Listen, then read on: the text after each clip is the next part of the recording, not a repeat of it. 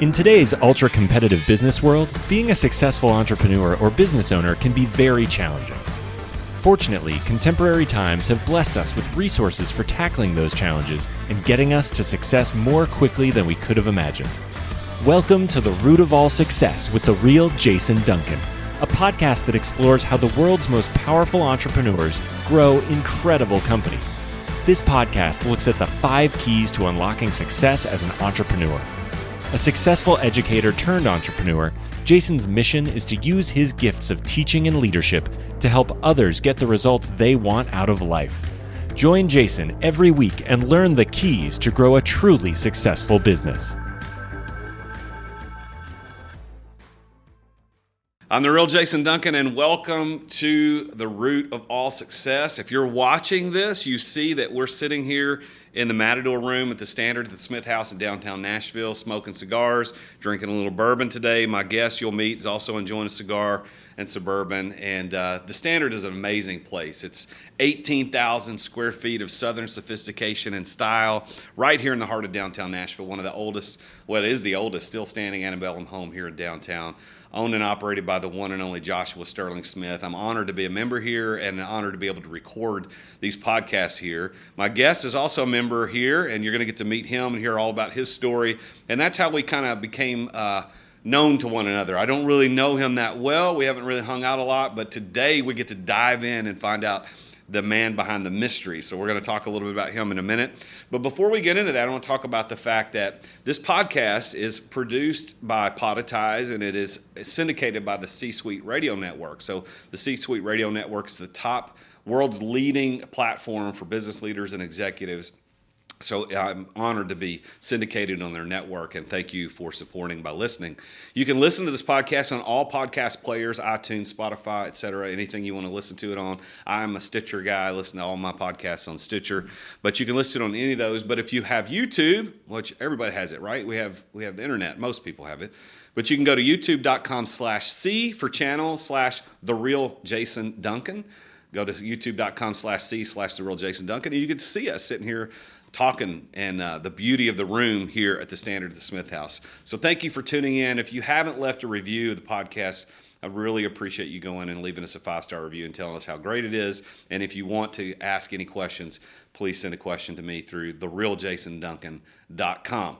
Now, before we get into that, I want to talk the episode today. I want to talk about our sponsor, and I want to start by asking a question. If you're a sales leader or you're owner of an organization, you're probably very, very dissatisfied with your CRM. Because most CRMs are way overcomplicated. There's too many bells and whistles. You're paying a lot of money, and you still have to print reports, and you still have to go through those reports. Well, not anymore. I want you to go look up nurture360.com. That's NERCHER360.com.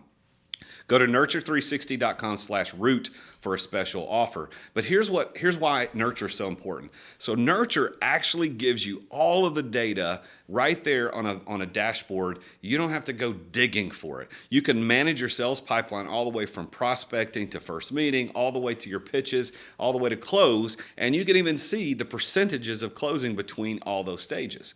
So when we met the team at Nurture and brought them in onto my companies, we were amazed. You don't have to print reports. It's all right there. And they've even got a project management portal that you can put on there to manage projects through the process too. All for much, much less than the big dogs out there in the CRM world. So go to nurture360.com/root for a special offer. That's NERCHER360.com/root. Now, on with the show. So here at the Root of All Success podcast, we have a pretty good onboarding system where we onboard guests and we give them data. Hey, these are the data points, talking points. Here's the data we need from you. And that system works. And now we get more information from some guests than others. But today's guest is one of those where I didn't get as much information as I typically like to get. But he's a very intriguing guy. And I've been aware of him, as I said earlier in the intro. You know, we're both members here at the Standard in Nashville. But it's like the mystery and the legend. And so I was anxious to get him on the podcast when somebody said, hey, I know what you're doing on the podcast. there's a guy you should interview. Very interesting, intriguing, got a great backstory, very successful. This is the typical guy that you want on the podcast. So I said, okay. So I invited him on, but I didn't have a lot of information. Now, here's the only thing I do know is that he did find some success in business in his college years. Even went and signed with a band by Sony. Now that's pretty cool. I haven't had any guests on the podcast that actually were signed by a major record label, but he had a band as a musician signed by Sony. But he became aware that he really wanted more in life. That the band thing kind of wasn't his deal. Only 11 years after the starting, was able to retire at the age of 38. So this is going to be a very interesting story from a super successful guy. And I want to welcome to the root of all success, Mr. Rod Lunn, the mysterious but intriguing Rod Lunn. Thank you for being here, man. Thanks for having me. Appreciate it. So we got a lot to cover because there's not a lot that I know yet.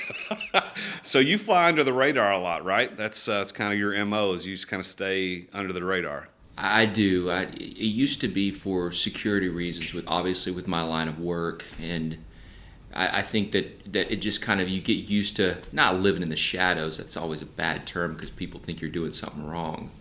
But it's something where you just get used to living a very simple lifestyle where you don't exactly draw attention to what you do and exactly who you are.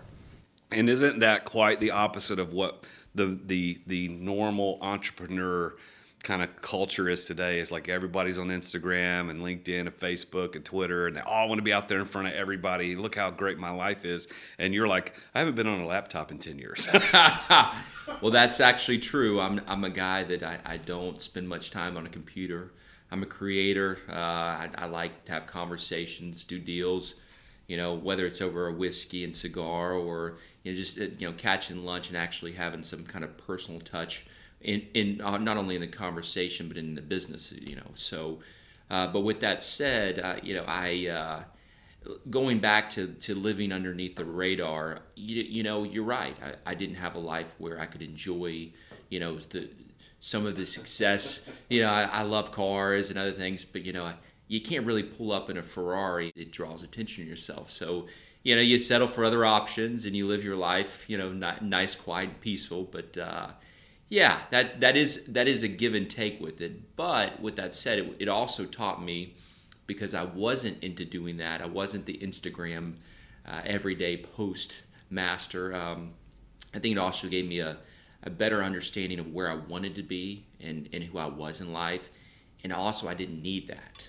I was able to have a closer group of friends that I was able to really share things on a deeper level than most people are. Because, again, that was my only resource to the outside world and the way that I lived at the time. So wow. So I so far, the podcast is only, it's still new, but I haven't interviewed anybody who's like, I don't use a computer,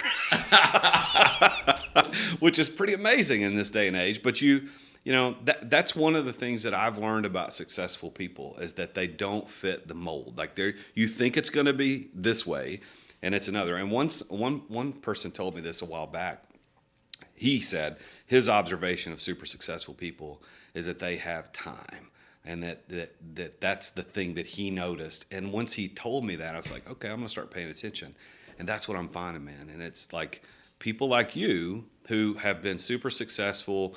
You sold the business, retired at 38. I mean, who can say that? And now you've got time to invest in other creative opportunities and things you want to do. But before we get into all those cool things, I am really interested about the band thing. Like, we won't have to spend a ton of time, but like, I'm a hack musician. I love to play and sing. I enjoy it. And I used to think that it would be the greatest thing in the world if so many people pay me to sing. And then I met people who did that for a living. Like, okay, I don't want to do that anymore. But tell us about, like, what was the deal? How did that come about? What was it like? And why'd you get out?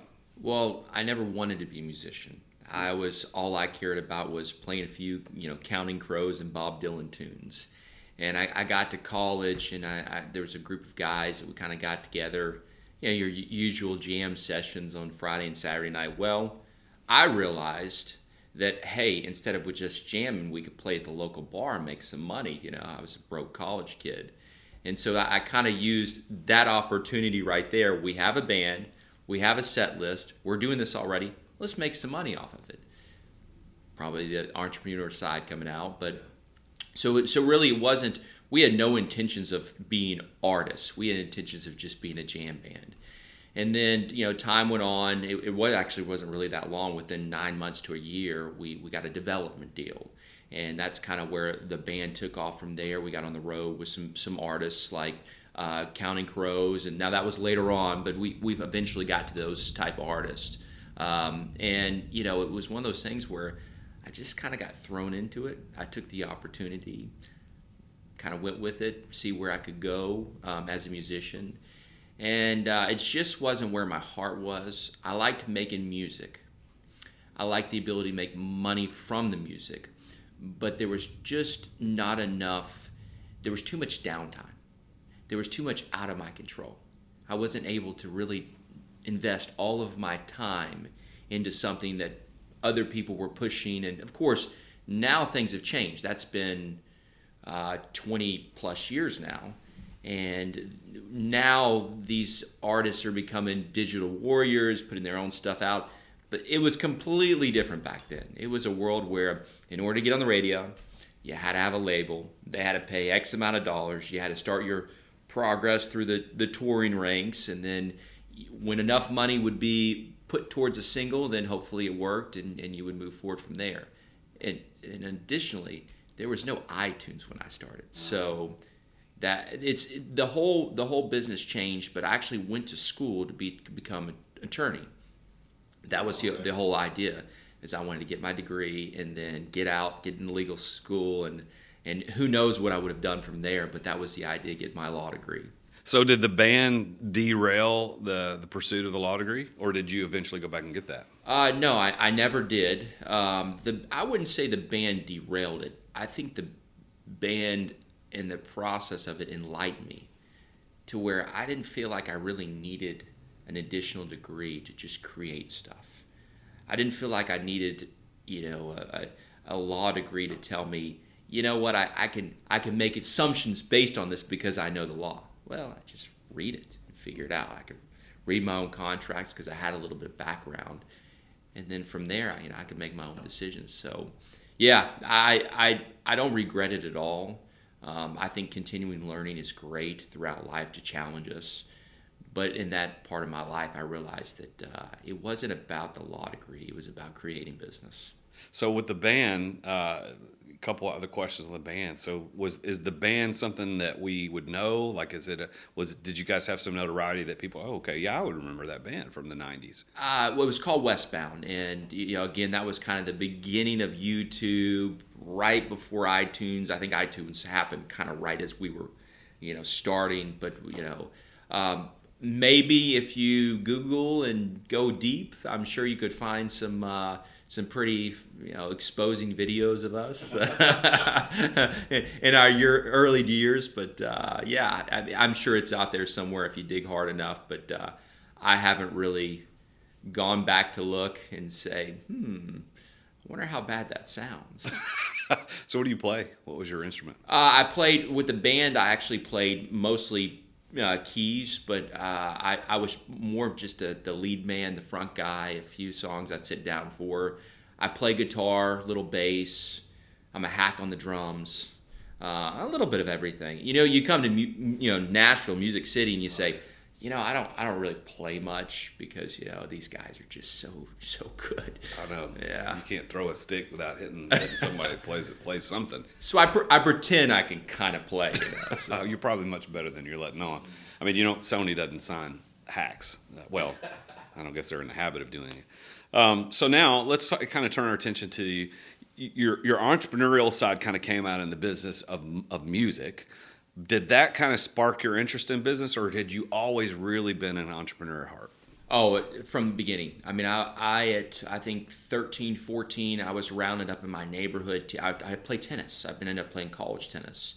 And that was kind of what led me to where I ended up, finding these guys to be in a band.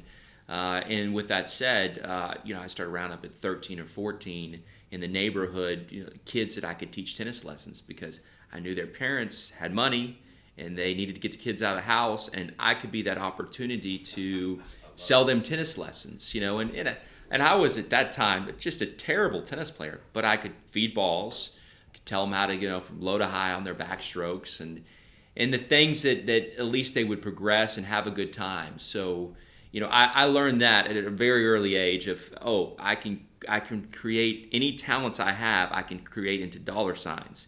Now, it wasn't all about dollars and cents. It was about building a business. And I thought, well, if I start this in this neighborhood, then I can expand to a couple neighborhoods, and I don't even have to teach anymore. And that's what I was doing by the time I was 16 or 17. I was teaching at a YMCA. I had another country club that I was teaching at. And then at all these little subdivisions, I think by the time I was 17, that were actually, I'd have clinics set up for each day, and I wasn't even teaching at that point. I was just running them. And you were a teenager. Yeah, I was. Yeah, I think when I left to go off to college, it was harder for me to leave because I was leaving so much money behind that I think my parents were actually getting a little concerned that I might, not go to college to play tennis because I could make more money at home running these clinics. But I had bigger aspirations. That was just, and I had other jobs. I was teaching. I started stringing rackets for actually Vanderbilt. I grew up in Nashville.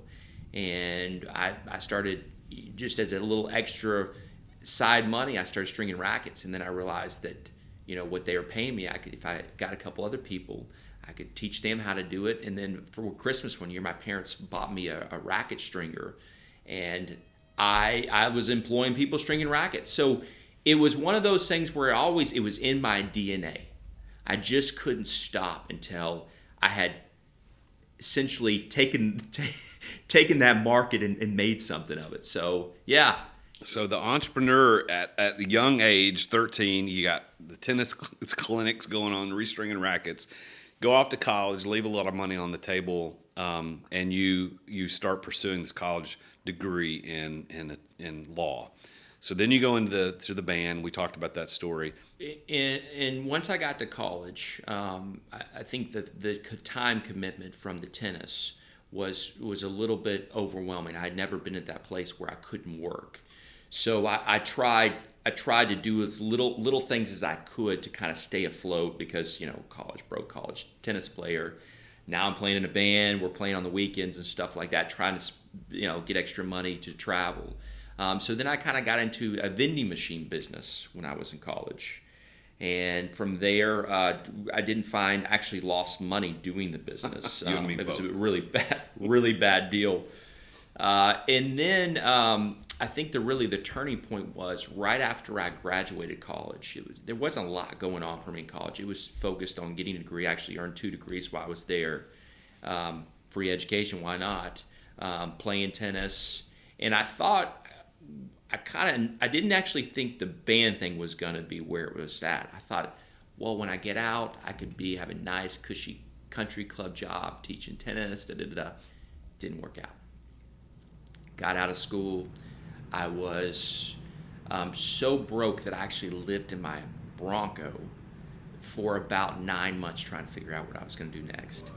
I taught a little tennis on the side, but that cushy job wasn't coming and life was getting expensive. I actually worked for a little company called Snappy Auctions, and I would list stuff. Yeah, the guy that doesn't use a computer. I would list stuff and put them up. It was like eBay auctions and stuff like that. Still doing the band, but the band already at that point in time was fizzling. We weren't getting the gigs. We weren't getting played. We weren't touring like we had been. Well, so that, golly, I don't know anybody that I know that's done that. I would imagine a lot of the listeners are like, no, that's pretty intriguing. But then your old entrepreneurial instincts from when you were a teenager building the tennis clinics come in. You're like, wait a minute, there's a business in here. So I don't have to just be the guy running this stuff. I got the context to make it happen. Is that why you started your own company? Yeah, and let me back up just a little bit because I want other entrepreneurs to always understand you go through points in your life, I did, maybe not everybody, where ideas and that spirit doesn't always just bust out. I went through a long, probably a year and a half where I didn't have the ideas. I didn't have the I had the motivation to get running, but I wasn't always just thinking of the next thing right after the other, or in the middle of something I decide there's something better to go. There was points in my life where even though I was an entrepreneur, even though I was always grinding away, sometimes it just kind of took time to evolve. So I always like entrepreneurs to know that, like, if you go through kind of a time in your life and you're not jiving, you're not juicing, those ideas aren't flowing, it happens. It happens. And I think that's what was happening with me before I got into this next stage of my life. I was just kind of lost, figuring out a new path, a new journey, and then this opportunity of just resourcing through people I knew kind of came to fruition. So that's a really good point, and I'm really glad you said that, Rod, because I think there's a mystique behind entrepreneurialism. You know, we look at the Elon Musks and the Jeff Bezoses of the world, and we feel like, oh, all the stars aligned, and that's why they became successful. Well, no, there are times when it doesn't work, and that you don't feel it, and it's not. Am I doing the right thing? I watched a TikTok video last night about. It was a news article on 60 Minutes. It was a news show, 60 Minutes, where they were interviewing. It wasn't Jeff Bezos, but it was somebody high up in Amazon, and they were talking about, it was in 1999. They had lost $125 million that year, and he was saying, your market cap is greater than Sears. How could that even be? I mean, it's Sears after all. And the guy was talking about, well, it's going to be different. So I think we have this mystique and this mistaken understanding that entrepreneurship is A to Z like that, when in fact there's a lot of letters in between, and that was your experience too. Oh, absolutely. And I think I think that we talk. I hear a lot of times when we have conversations about businesses, because I speak with businesses all the time just because I'm genuinely interested. I love to listen. That's another key point with entrepreneurs is sometimes we get ahead of ourselves and we want to be the big cat in the room. We want to have the biggest voice and say, look at this, but yet the listening aspect is something that I learned through all of this, the good times and obviously the lows, listening and having some humility in others' voices. That's really very, very cool. So the Root of All Success podcast is kind of based on the premise that in my years as an entrepreneur and my own journeys, casually interviewing other super successful entrepreneurs just because I want to learn. I've learned that there are 5 keys to success that appear in everybody's story, like every single one. So I want to kind of dive into those keys. But before we kind of peel those layers back to see where they fit into Rod Lunn's story, I want to ask you, what is your definition of success? Like, how would you define it? Ooh, I haven't thought about my definition of success. Maybe that's why I should have done some notes on this. This would have helped me to have a keyboard then. My definition of success, I think for me, most people would be to have people admire them, to have financial success, to have, the journey is good. I think with me, it's about my success for me is freedom. And I think that comes from, now money can bring you that freedom. Power can bring you that freedom. But for me, it was about the opportunity to do as I want from my financial sacrifices or gains, do whatever I want when I want, and have the ability to disappear tomorrow or go start another business. So my success would have to lie in, my definition of success would be freedom. So with that as a backdrop, do you consider yourself to be successful? I see myself as a work in progress. I feel like that I've gotten pretty close to where I wanted to be, but the price of success sometimes is you always have something more.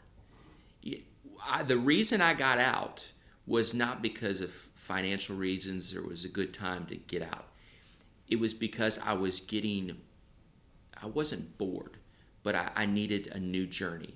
But I knew unless I stopped completely, got out, had new perspective, that I would never do anything different in life, and I needed that challenge.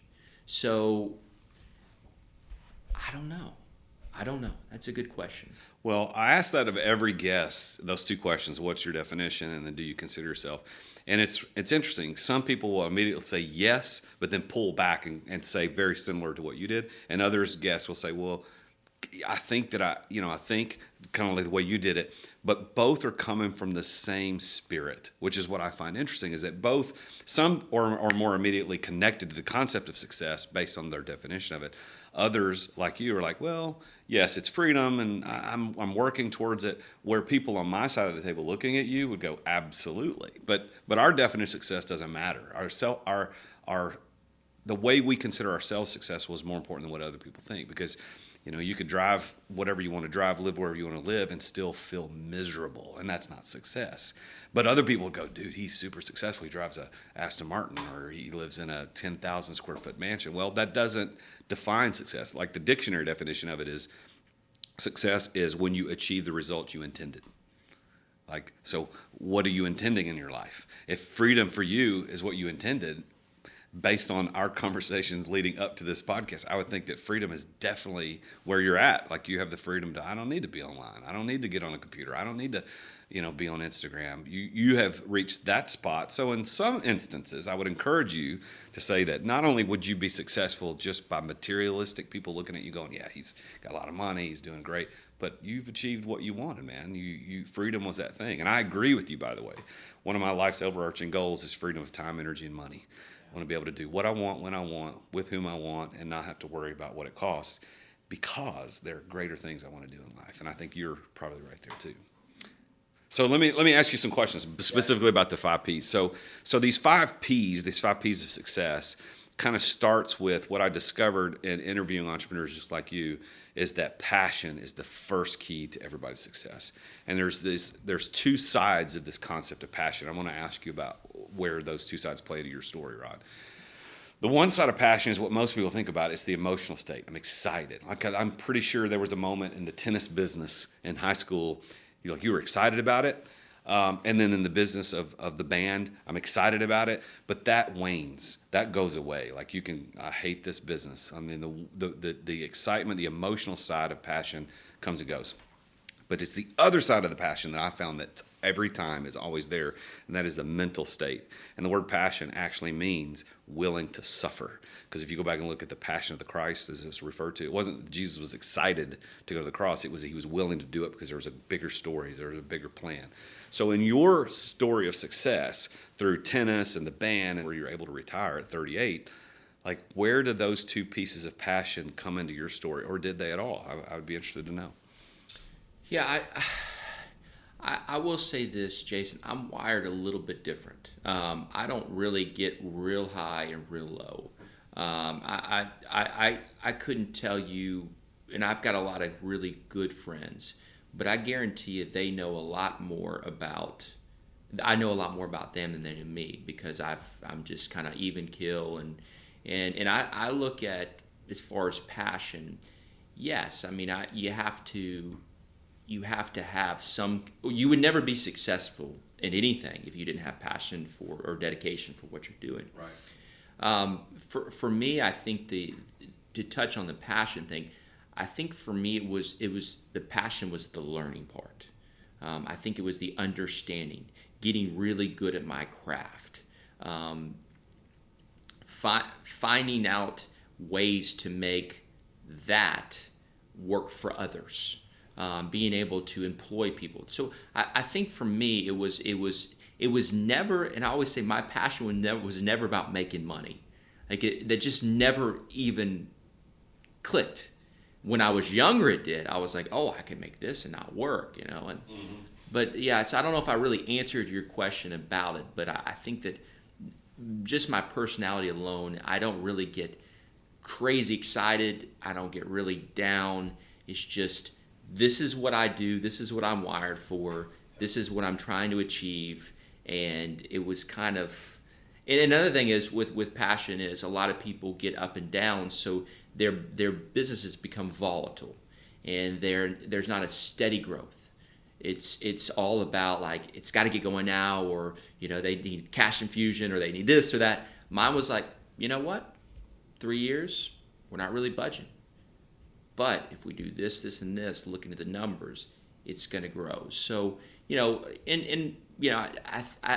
wasn't exactly answering your question, but I think it's just I'm wired a little bit different with the passion bit. Yeah, and it doesn't have to be that there, because that's why I say there's this emotional side. Yeah, that you're more, the emotions aren't the driver, but the willingness to suffer. Like there were probably times that really sucked and were scary, but you pushed through, and you ultimately became successful because you were passionate to push through. You use the word dedication, which is kind of what that means: pushing through, willing to endure, willing to suffer. So is there a story or two you're like, the business like sucked, and there was a danger point in the business, maybe not life danger, but like there's a danger point in the business, but you pushed through and ultimately you were able to sell the business? Well, I think that back to my experience of living in my car for a while, I really, especially by year 3, I was saying, oh my goodness, what have I gotten myself into? How am I going to get myself out of it?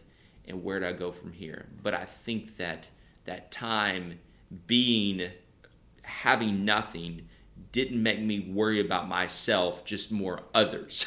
So, well, that story illustrates the concept of willingness to suffer. I mean, you could, living in the Bronco, have said, all right, this is dumb, I'm going to go teach tennis. Like, you could have done a lot of things, and maybe even at some point doubled down on music and gotten back into that because you had experienced success. But you pushed through, that passion pushed you through, and you ultimately became successful. So the second kind of layer to this is, if you look at the 5 P's, the first is passion. The second and the third kind of go together. I'm going to pull them together in your story because I've already heard a couple of pieces of this, is that right place, right time, and knowing the right people. And it sounds to me like both of those are huge indicators and contributors to your success. So right place, right time, and knowing the right people. How do you perceive those two things as it relates to your success? Well, I think real important to that concept is always remember the people on the way up as you do on the way down, because that is when you treat people, you come in contact. I mean, we've been in contact before. You know who I am. I'm super chill. I try to get to learn everybody's name, but I treat everybody, whether it's the cleaning lady to the whoever owns the place.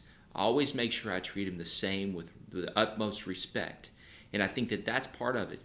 These people, when things collapse, they'll remember that, and that's really the huge with it, is making sure that you treat those on the bottom the same way, because things fall, things happen, and you make sure that those, when you circle back around, that those people you treated well, and that has helped. That has lent well for me as far as my business contacts. When I had nothing, I was always nice to people, and I realized that someday I'll have more, and I want those that I enjoy their time to come work for me someday. Didn't always work out, but as I climbed the ladder, and the people that I met that didn't particularly like, I still treated them the same way, because I thought, you know what, someday I might need a job from them. So I think that's part of it. I think that it was just treating people as I would be treated, and that kind of, for me, was the ultimate way to keep contacts and work well. And I was always able to resource through people well, go back to those contacts because of how I did treat people. So, well, I know that we don't know each other extremely well, but I would say that after hearing you say that is my experience with you. Like, knowing you through the club here and interacting with you, I can see that, even as your reputation precedes you in terms of the success that you have achieved, it's like, okay, that dude is just like a normal dude. Like, he treats everybody. He doesn't walk around like he's king of the place. So I appreciate that about you. And I'm so glad you said it, because I think a lot of entrepreneurs listening to this podcast will need to be reminded that, dude, you are no more special than everybody else out there. Your opinion is either equally invalid or as valid as anybody else's. And just because you've experienced success or not doesn't make you any different. Like, treat people with respect. Humility. I mean, that's where we are in life. Mm-hmm. Is we look at where we are in this country, we look at where we are in this world, and not enough people with humility. We have got a lot of great business owners. We've got a lot of great minds, incredible entrepreneurs. I mean, we're on the precipice of so many, technological advances and things. But I find that the humility is there's very few people that I look up to now that are extremely successful, because now in my smaller circle that are a little less famous, that I do have those people. But humility is hard to find. People that listen, people that understand, people that want to know what makes Jason who he is. You got to dig a little deeper. You got to not be the voice in the room, but somebody that they can come to and talk to, somebody they can communicate with you, because it all comes back around. Well, I appreciate you saying that. I think that's the softer side of success that we don't often talk about. And for somebody listening today, one of the greatest things I ever heard about humility was this: is that if you think you're humble, well, you're not. Like, you've got to, that's right. So if you think you are, if you are living and listening to this podcast, you're like, hey, yeah, I'm absolutely humble.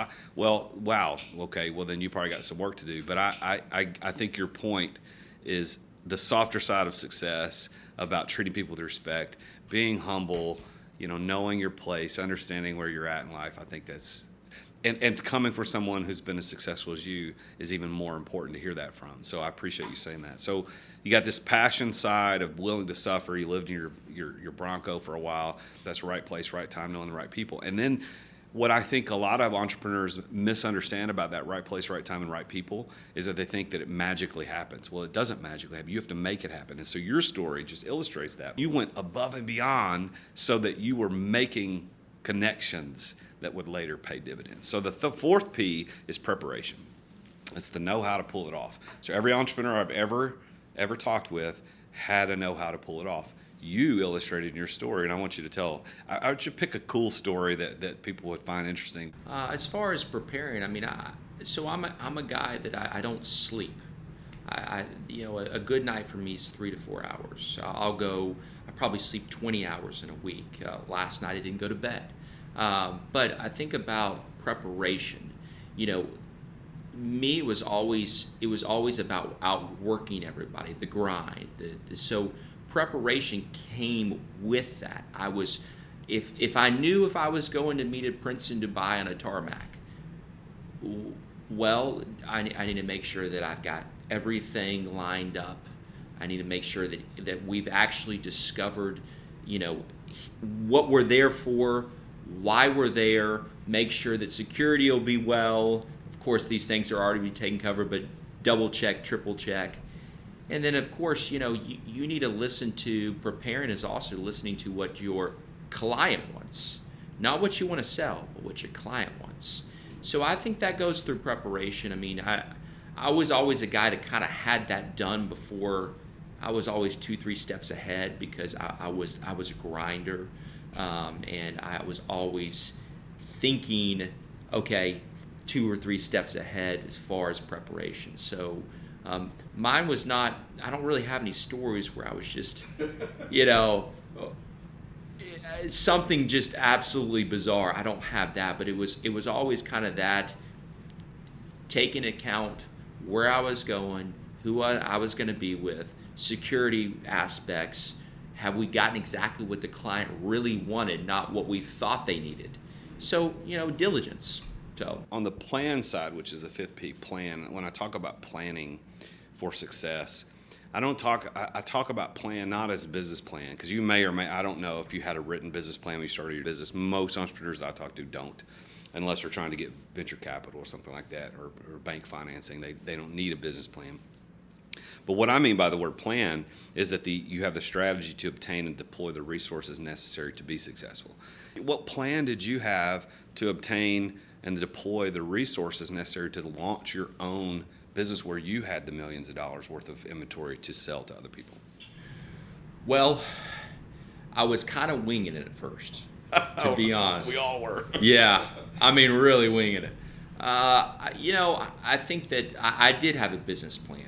When I went to raise capital, I had projections. I had obviously contacts. let people know where we would be, stage 1, stage 2, stage 3. So I did plan, and that was something that I was very, even though maybe my plans changed quite considerably, I did start off with a business plan, a business model. Now that morphed into something different, and that plans changed. I think it's good to adapt and change. Don't be a dinosaur. But I started with a plan of a 10-year plan, and we're going to raise the capital. The dividends that would be coming back from the inventory that we were able to purchase. Our business model was going to be based on lower, obviously, going to be on the wholesale side. So we were, lower margins, but move more inventory because there was an abundance of inventory. Let's change.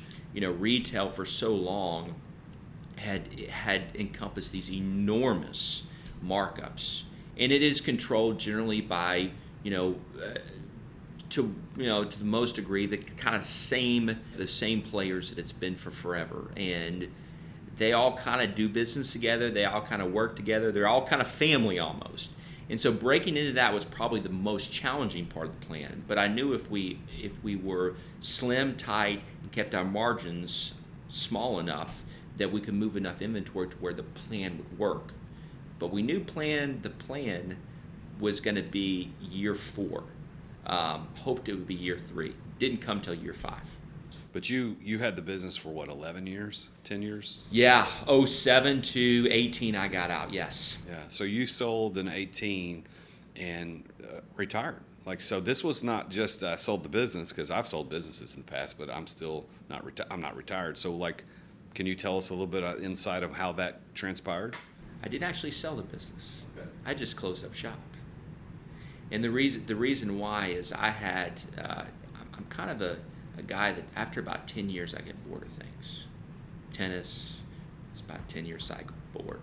And I had said from the beginning that when I wanted to get out was about 17. Now we had some contracts. You mean 2017, not 17 years? Yeah, 2017, yeah. We had some contracts that I knew would be ending in 18, and I had a partner in one of the entities, actually part of the distribution arm of the business. And I knew that a lot of those contracts that we developed that would be, things would be changing in 18. So that was kind of, for me, was I don't have to necessarily, I can retire, keep my business, and and do something else in life. And if I get bored, I can come back. I had so many opportunities to sell my business, and it would have been the best time. Obviously the economy was booming, business was great, and I had the paperwork to say, look at what I've grown. But it wasn't about that for me. It was about, I started this. I'm gonna start this and bury it, and if I ever want to come back to it, I know how to do it again. So yeah, it was getting to where that offers were coming in left and right to buy me out, because a lot of people knew that I was ready to move on. That was there. I was making no bones about it at that point in time. But I just held on to my business in case I wanted to do something else with it. So that's even more part of the intrigue and the mystery of Rod Lunn. Not something people do. Normally people just cash out and say. But my business is also different. My business is in the inventory. So if you own the inventory and you own it outright, you always have business you can come back to. Yeah. You always can come back into the market at any time. That's a very interesting point that I want to kind of piggyback a comment on, is that in my university, the online university I own called Results University, one of the classes I teach, the lessons I teach actually in the first course on the startup course for entrepreneurs, is that there are 3 different ways to exit a business. And most people think there's only one. Like you either sell out or IPO, which is essentially the same thing. But there's a physical exit from a business where you keep the business. That's what you did. You physically exited, but you kept it. Like financially, you're still involved. But then there's the financial exit, but a physical presence. So you sell it to another person, but you stay and run it, which to me is the worst. And then there's the IPO, right? So I want entrepreneurs to hear that, is that this dude sitting across the table from me right here on this podcast retired, but didn't sell the business physically. Like he still has it. He's physically not involved day to day, but you still have the financial rewards of all the things you built, and you can spool it back up again if you want. Yeah, somebody asked me just actually recently about, well, why didn't you sell off your business? I said, well, you got to understand, my business is different than, say, if I owned a car lot. You have, thousands of cars of inventory. Well, if you walk away, those cars are going to depreciate. Those cars are going to not be worth a whole lot in a few years. You better sell your inventory or sell off your business, whatever. I mean, there was no reason to sell off because essentially my business was about me and my connections anyway. And that inventory that I had stuffed away, the inventory that I owned, it's not going down in value. It's like the stock market.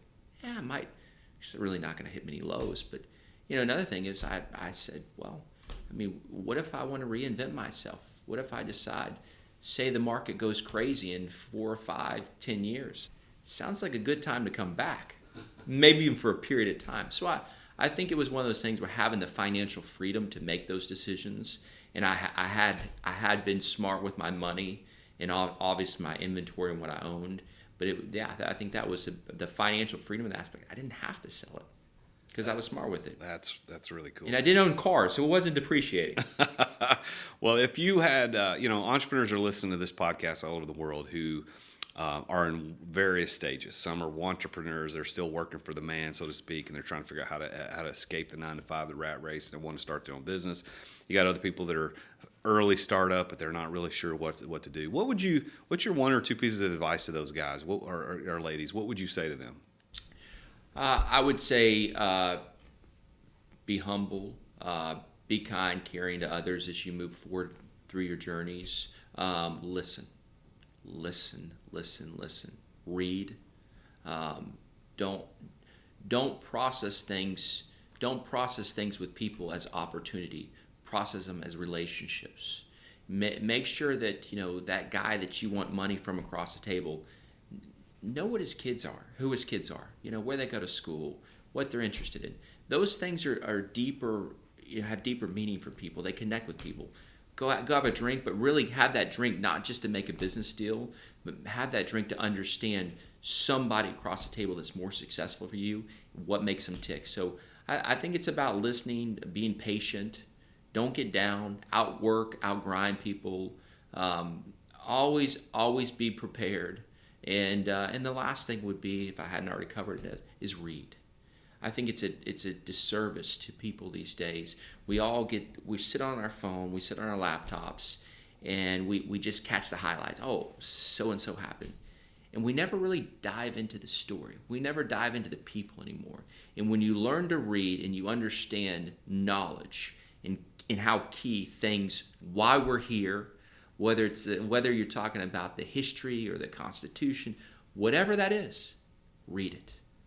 Because it's a great conversation piece, but you're able to engage at a deeper level with people. So a lot of different things there, but I would say listen and read are two big things, and of course outwork your competition. So I love it. I love and I'm not in charge of naming these podcasts, but I would think that the editors who are listening to this are putting it together for sometime later to release the softer side of success, because I think that's what you are representing. It's like, hey man, I worked hard, I put in the time, put in the effort, made the connections, I did what I needed to do, but man, it was people, or I wanted to make sure that I treated people with respect. And again, I would say my experience with you, Rod, just knowing you casually through the club here, that in fact is who you are. It's not just lip service. You're really doing that. So I want to give you the opportunity here before we close out. What are you doing now? Like, you've retired, you haven't had anything going on hot and heavy for the last couple of years. So what's keeping you busy, or what are you doing?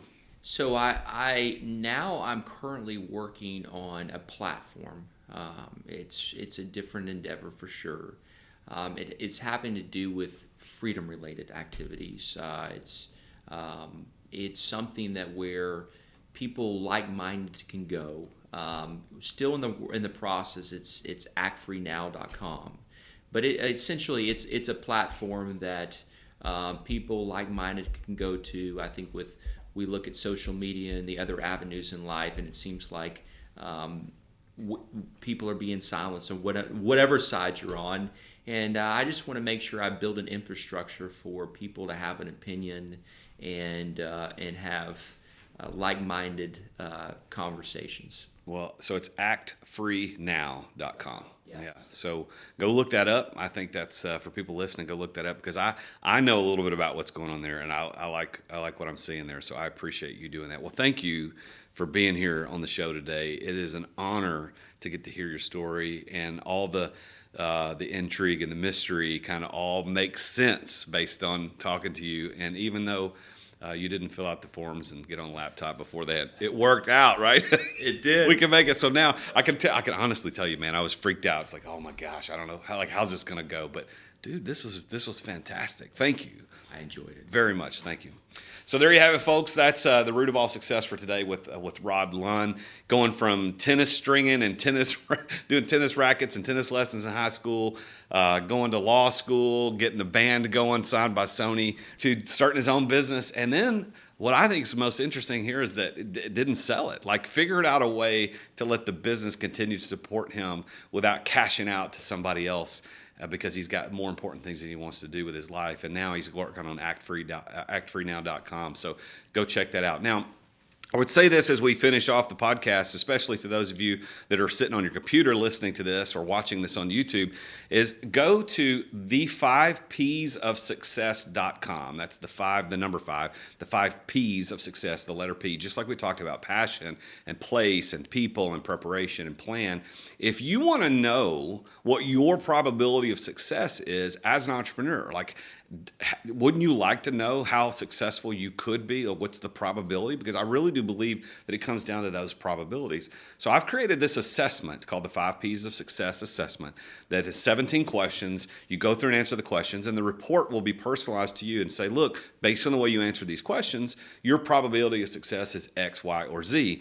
And it gives you some direction on how you could take that to the next level. And of course, if you're interested in that, it's completely free at the5psofsuccess.com. You can also see that on my website at therealjasonduncan.com/success. Either place will get you there. You can take that assessment. Again, completely free. Just go check it out. If you haven't followed me on Instagram or LinkedIn, I'm at therealjasonduncan. And what's your Instagram handle, Ron? Rod, if we don't have, doesn't have one. So if you want to connect with Rod, you're going to have to connect through me. So just reach out to me, and we'll make sure something happens. But go to actfreenow.com to check out more about what Rod's got going on. So thank you for being here. Next week, we're going to talk with another very successful entrepreneur about his role and what he did to get to success. Until then, remember, Jesus is King.